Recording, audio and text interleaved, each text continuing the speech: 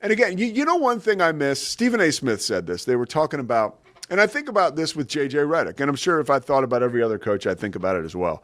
I have a theory, by the way. Coaches around the NBA and college basketball are in worse shape than ever, and it's because they don't have to wear suits anymore. So they're getting what they want. They can wear the running suits and the track suits, but they know that they got this, what do they call that on your waist? You got that band you're working with there, right? There's no belt, there's no fitting, right?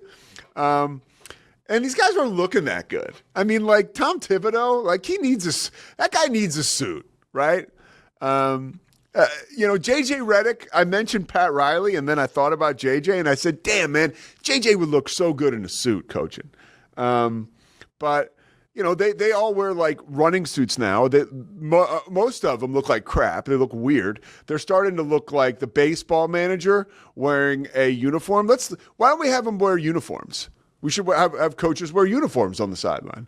Like that, if they want to be like the players and show up in the workout suits, that bothers me.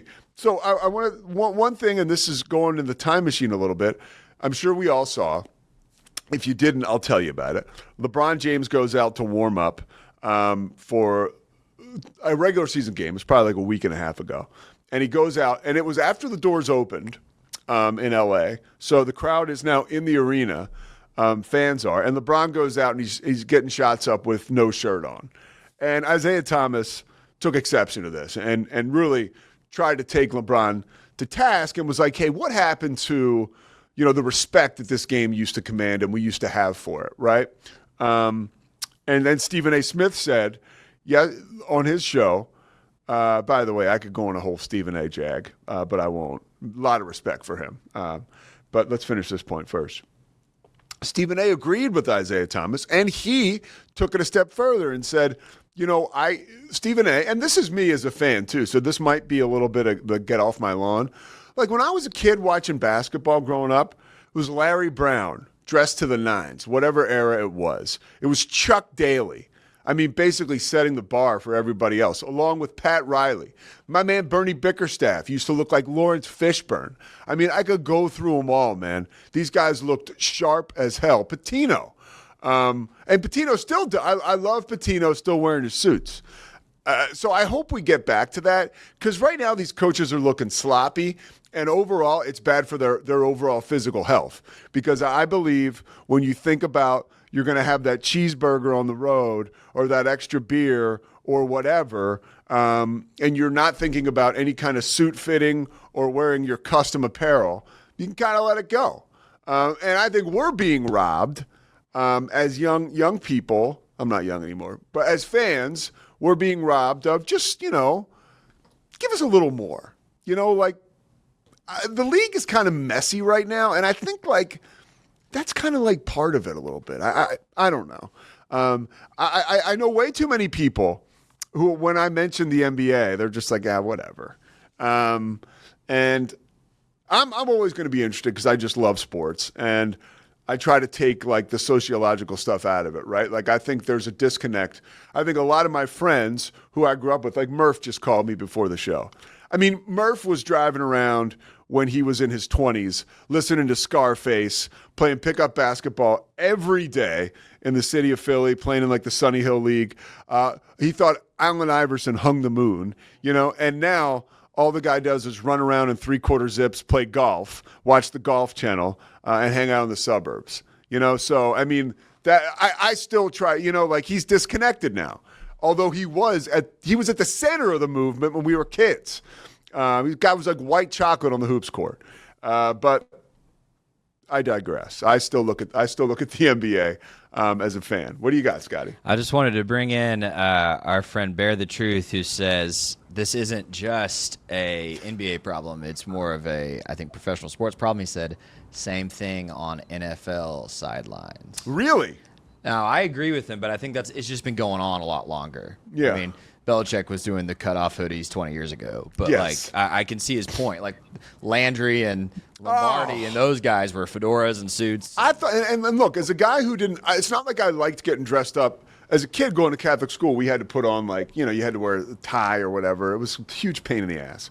But like when Dan Reeves and Tom Landry wore suits on the sideline, I thought it was so cool. Yeah, even watching those old highlights as someone who didn't ever watch them like growing up, like it is badass. Like it just makes you look. Hank Stram, Vince Lombardi, even Steve Mariucci in his first year at Cal.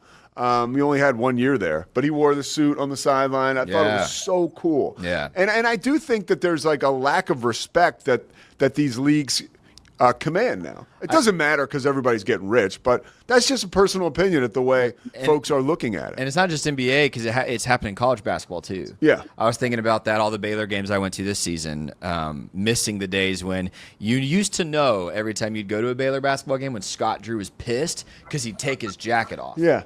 That was like the Scott Drew thing for like 15 years. Like, oh, the jacket's off. He's done. He's pissed.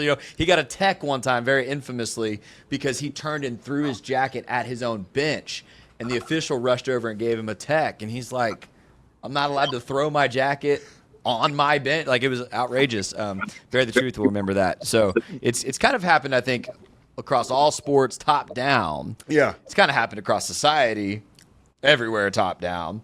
Yeah. We've seen images and videos of like senators walking into the Capitol Hill and like flip flops, and athletic shorts. You know what I mean? So like, you do wonder where the limit is, and social things tend to go back and forth. Yeah. When will we start swinging back? I hope we start swinging back. I do too. I kind of do too. Yeah. I think there's a good middle ground. But Adam Silver is way too scared to impose. Like, look.